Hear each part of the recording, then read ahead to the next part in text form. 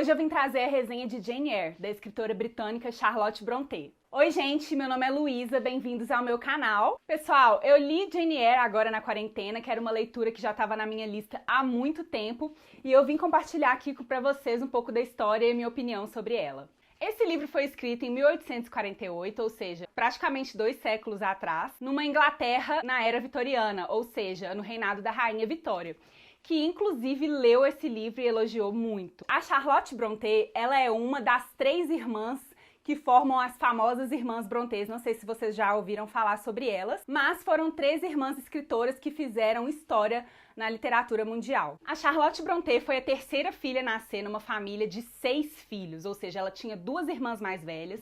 Aí nasceu a Charlotte, depois nasceu o Branwell, que era o único irmão homem, e depois nasceu a Emily Brontë e a Anne Brontë. Então o trio das Irmãs Brontë são a Charlotte, a Emily e a Anne.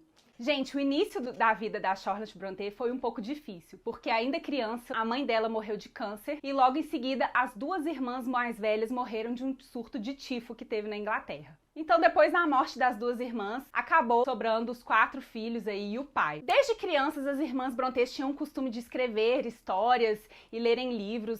Elas moravam em uma região no interior da Inglaterra bem afastada, então elas levavam uma vida pacata, sem muitas distrações, né, vivendo ali dentro de casa. Ao chegarem à vida adulta, as 3 irmãs decidiram então escrever seus livros e publicá-los, o que não era uma coisa fácil naquela época. Elas sofreram muitas dificuldades quando foram publicar os livros, porque eram facilmente rejeitados por elas serem mulheres. Elas usaram então pseudônimos, escondendo os próprios nomes, para usar nomes masculinos e assim conseguirem vender e publicar os seus livros. O pseudônimo da Charlotte Brontë era Currer Bell. Jane Eyre é uma obra com muitos toques autobiográficos da autora.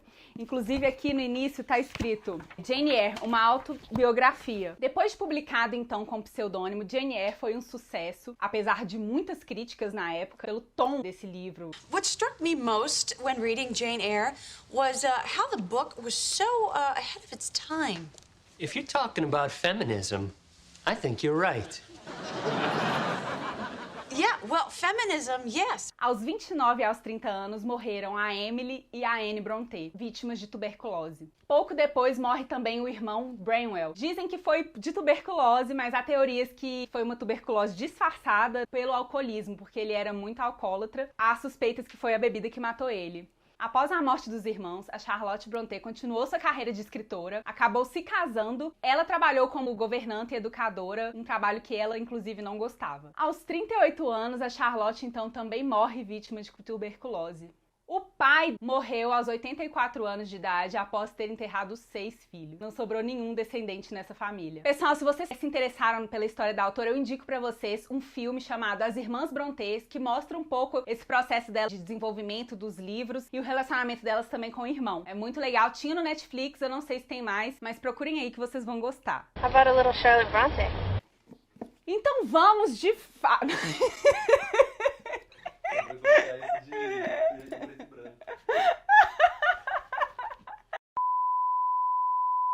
Então vamos, finalmente para a resenha do livro. Okay, so tell me about this Jane Eyre woman. Gente, se vocês estão gostando do vídeo, aproveita e deixa um like aí pra mim, tá bom? Jane Eyre é um romance de formação. O que é um romance de formação? É uma história onde a gente acompanha a vida do personagem desde a infância até ele ficar adulto.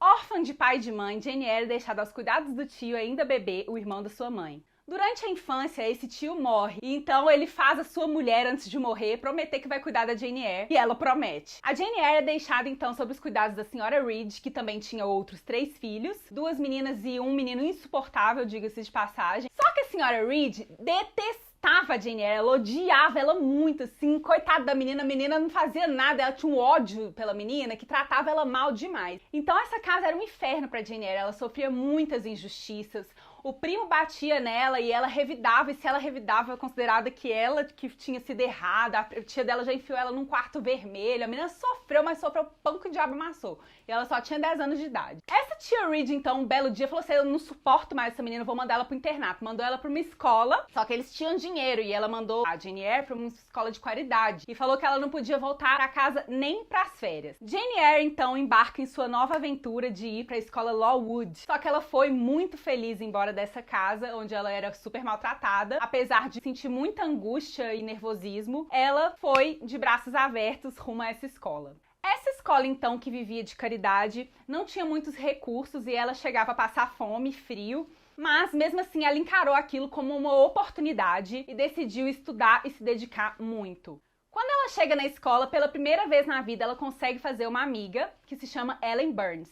E, gente, eu adorava essa amiga dela, eu achava que ela falava umas coisas bem filosóficas, bem bonitas, assim, dignas de quote, né? Vou citar uma pra vocês. Nessa parte, a Jane Eyre tava com medo das pessoas julgar ela e tal, e a Ellen Burns falou assim: se o mundo inteiro a detestasse e a achasse má, enquanto a sua própria consciência a aprovasse e a absolvesse, você não estaria sem amigos.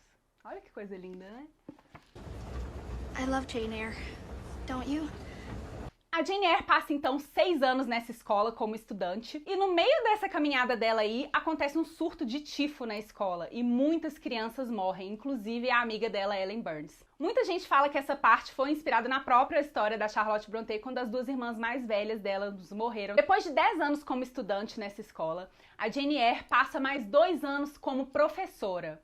E depois de 2 anos ela já estava de saco cheio desse lugar, queria experimentar novos horizontes, né, conhecer novas pessoas. Ela tinha realmente essa vontade, assim, de explorar o mundo. Então ela decide colocar um anúncio nos jornais oferecendo os serviços dela como educadora. Rapidamente ela recebe uma resposta para trabalhar como educadora de uma menina francesa de 10 anos.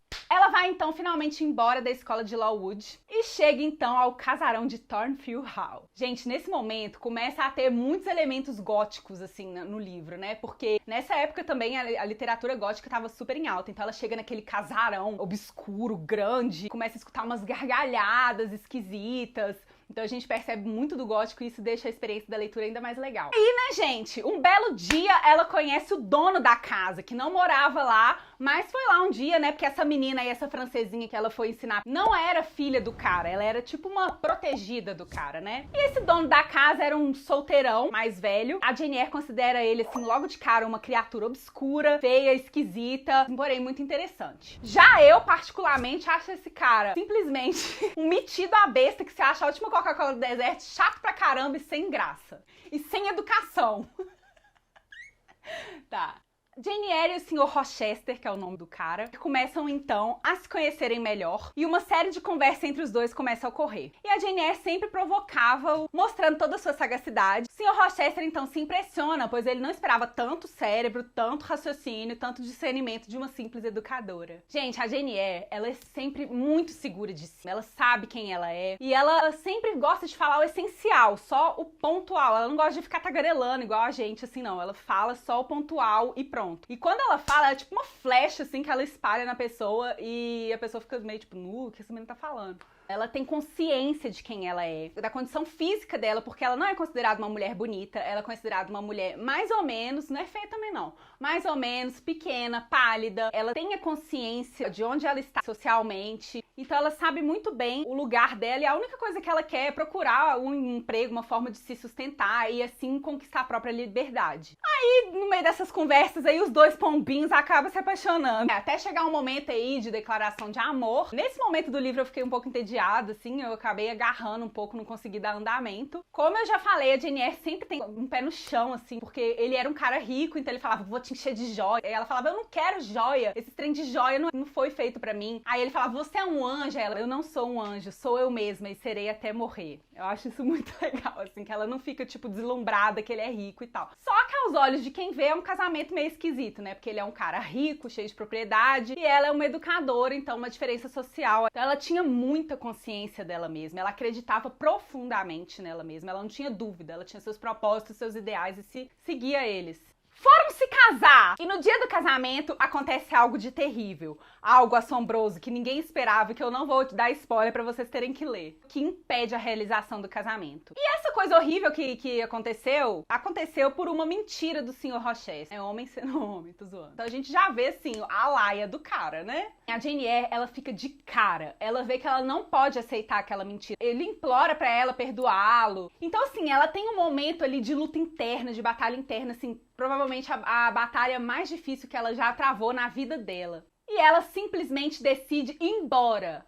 Gente, esse é um dos melhores momentos do livro pra mim, porque ela vai embora e ela vira mendiga. Assim, não é porque ela vira mendiga que eu acho que é legal, mas é porque essa questão, tipo, ela é muito fiel aos princípios dela, sabe? Aos ideais dela. Ela mesma fala no livro que ela, tipo assim, ela tá num momento que as emoções dela estão tão afloradas, tão à flor da pele, que ela não sabe, ela não consegue escolher por ela mesma. Então, como ela não sabe, ela vai se manter fiel ao que ela sempre acreditou a vida dela inteira, ao que ela sempre achou certo desde sempre. E ela segue por esse caminho sem pensar duas vezes, sem olhar pra trás. E ela vai embora, porque ela não pode aceitar aquilo. Ela vai embora sem um tostão furado no bolso. Ela vai embora a pé daquela casa e ela nem sabe pra onde que ela tá indo, ela completamente à deriva. Se fosse eu ia falar porque o cara devia pra ela o dinheiro. Eu falei assim, meu filho, me dá meu pagamento pra eu vazar. Mas não, ela simplesmente nem pegou o dinheiro, não pegou nada, foi embora sozinha. Isso que é uma mulher de fibra. Ela poderia muito bem ficar lá no bem bom, né? Pagar de planta, fazer vista grossa e viver a vida dos ricos. Mas ela não podia fazer isso, porque ela sabia que se ela ficasse com ele ia ser a ruína dela. Se ela ficasse distante dela mesma, isso pra ela seria o fim. Gente, essa menina virou mendiga, ela comeu o pão que o diabo amassou, tadinha. Ela tomou chuva, passou frio, passou fome, ela comeu a comida dos porcos lá.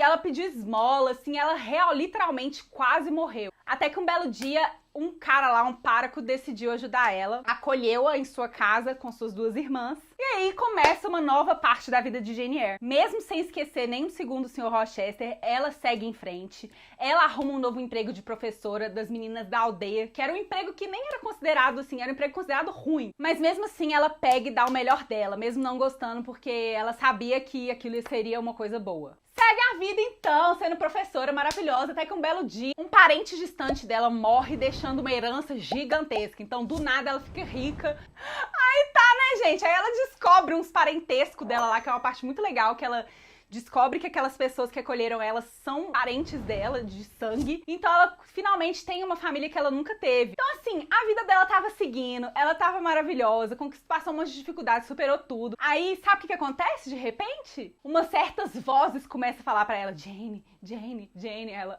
é o Sr. Rochester. Aí ela simplesmente, do nada, falou, as vozes do além estão me chamando, então eu vou ir procurar o Sr. Rochester. Naquela época não tinha WhatsApp, né, gente, pra ela chegar lá e falar, e aí, sumido? Então ela simplesmente entrou na carruagem e foi. Ela foi na carruagem procurar o Sr. Rochester. Depois de uma longa viagem, ela chega em Thornfield Hall. Quando ela chega lá, ela tem uma surpresa, porque a casa está completamente em ruínas, vítima de um incêndio. Não tinha ninguém morando lá. Aí ela fala, gente, como assim que aconteceu? Ela já começa a ficar desesperada, que ela não sabia do paradeiro do Sr. Rochester, se ele estava vivo, morto, o que era. Ela acabou descobrindo que o Sr. Rochester sofreu um acidente onde ele ficou cego, perdeu uma mão e mudou de casa. Ela acabou descobrindo o endereço onde ele estava morando e foi lá pra ver ele. Nossa, finalmente ela achou o lugar onde que o Sr. Rochester morava agora. E quando ele chegou lá, era aquela coisa, Jane, Jane, é você mesma? Ela, sou eu mesma. Eu tenho certeza que você é você. Então, coitado do Sr. Rochester, cego e sem uma mão. E nessa parte da história a gente vê que o motivo pelo qual o casamento foi impedido não existe mais. Então, a Jane Eyre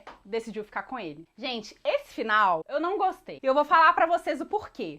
Depois de tudo que a Jane Eyre passou, depois de todas as dificuldades, depois da reviravolta que ela fez, ficou rica, conheceu novas pessoas, depois de tudo isso, sabe o que ela fez? Volta pro ex, e pro ex que mentiu pra ela.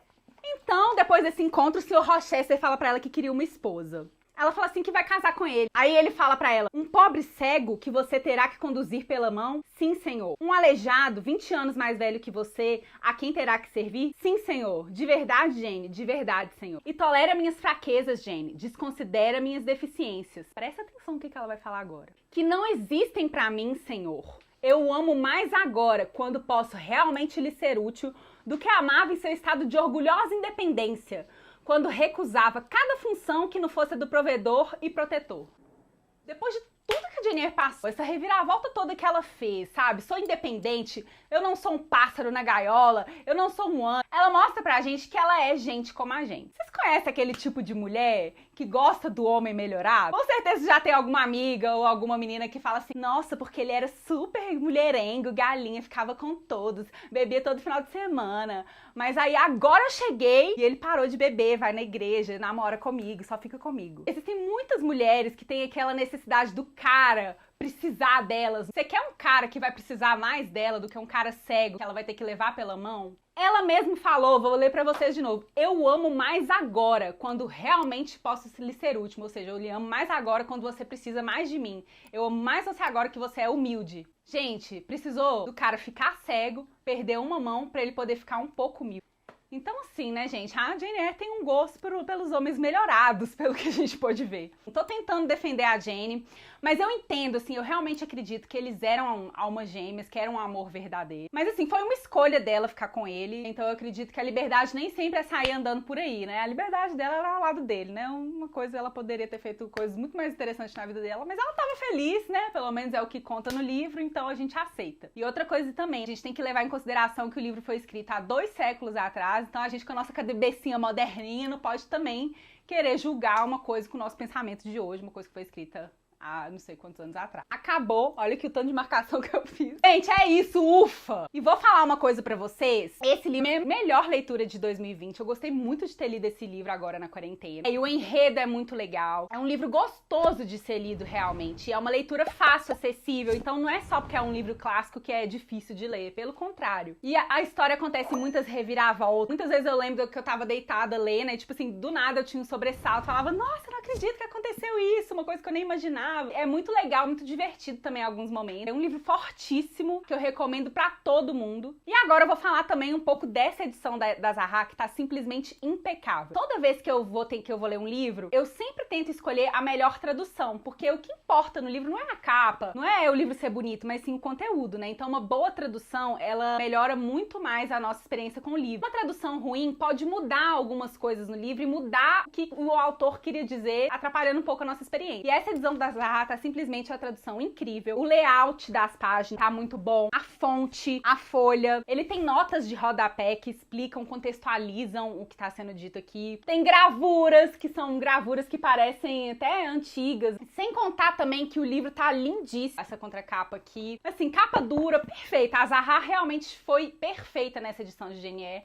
E essa capa aqui dá pra gente interpretar muita coisa, sabe? Eu interpreto uma Jane Eyre de antes e uma Jane Eyre depois. Duas facetas da Jane Eyre. Achei que faz muito sentido. Então eu recomendo muito pra vocês essa edição da Zaha. Inclusive eu vou deixar o link desse livro pra quem estiver interessado aqui na descrição do vídeo, pra vocês adquirirem e terem uma experiência maravilhosa, provavelmente uma das melhores experiências literárias de vocês com Jane Eyre. Uau! Depois de ter lido esse livro, eu procurei algumas adaptações cinematográficas e eu acabei assistindo Jane Eyre de 2011 com aquela atriz que faz a Alice no País da Maravilha, esqueci o nome dela. Eu achei que o filme é bem fiel ao livro, assim, eu fiquei até surpresa, porque eu já vi outras adaptações onde eles focavam só no amor da Jane Eyre com o Sr. Rochester, e Jane Eyre não é uma história de amor, tá longe de ser uma história de amor apenas, né? É toda uma história, toda uma transformação, toda uma superação. Então, essa versão de 2011 é bem fiel ao livro. Se você quiser assistir, vai ser uma boa experiência, e aquilo ali é Jane Eyre. Pessoal, é isso, esse foi o meu primeiro vídeo do meu canal do YouTube. Eu espero que vocês tenham gostado. Por favor, não esqueçam de se inscrever aqui embaixo, mandar pros seus amigos, mandar pra aquela amiga que tá sem nada pra fazer na quarentena. Um beijo!